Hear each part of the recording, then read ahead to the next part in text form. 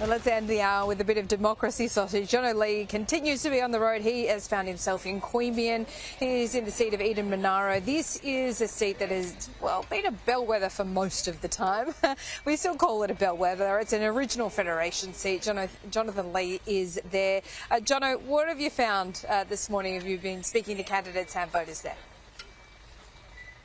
Well, what I can tell you to start straight away with, Laura, is the heavens have now opened up, so it's just exactly what we'd expect on this roadshow.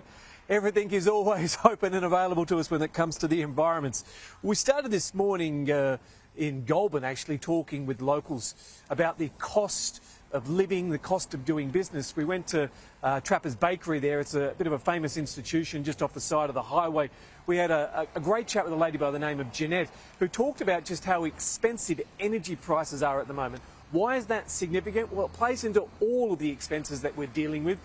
Have a listen to this interview, then we'll come back and talk about what's happening in this electorate, which is 6.1%, so it borders very closely on being marginal.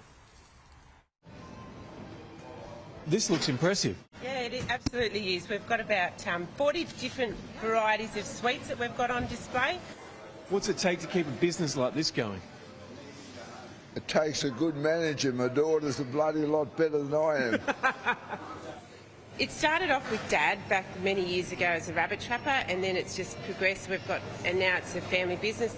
Our electricity's gone up over 30% in the last 3 years. Wages have gone up, water, gas. Yeah, lots of things have gone up in the last few years. It's not just all your general costs, like all your electricity, gas, water, that type of stuff, but all your food costs have gone up.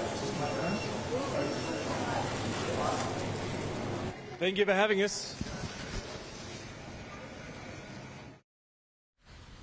Laura, we talk a lot about figures, and one of the things I took out of that interview with Jeanette is she explained that people on the till over this long weekend, Friday, Saturday, Sunday, Monday, casuals are earning over $62 an hour.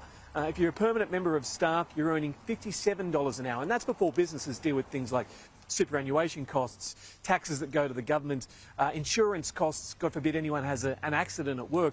You start to understand why your Lamington isn't $3 and it ends up being $6 or $7. It's extraordinarily expensive for small business to do what we come to expect day in, day out. So Eden-Monaro here, 6.1%. Another fascinating fact is this was first one back in 1900 with the Protectionist Party. Hard to believe that 100 years later we're talking about protectionist policies again coming out of the United States and how Australia will respond. Peter Dutton is very keen on trying to win this seat back from the Labor Party. It's currently held by Christian McBain. One of the key policies being driven home here is the potential reduction in the fuel excise. A guy called Macca was walking past and he talked about what petrol means to him and small business, especially as a grazier. You know, fuel's a killer, for particularly for rural guys. Farmers, I can see that there'll be good discounts. If 25 cents off a litre, that's nothing to sneeze at, particularly for blokes that are travelling all the time. Tradies, everybody that's using fuel, they're going to be looking for a bit of an out. Yeah, as you know, this is a very interesting seat because you've got those who live here, which transit in and out of Canberra, are part of that government bubble and bureaucracy. And you've also got your double income families working hard who aren't necessarily well heeled, but they have a strong sense of right and wrong. It's always fascinating to see how this seat in particular plays out. It's an enormous area. Laura. Enjoy, Jono. Good to see you there.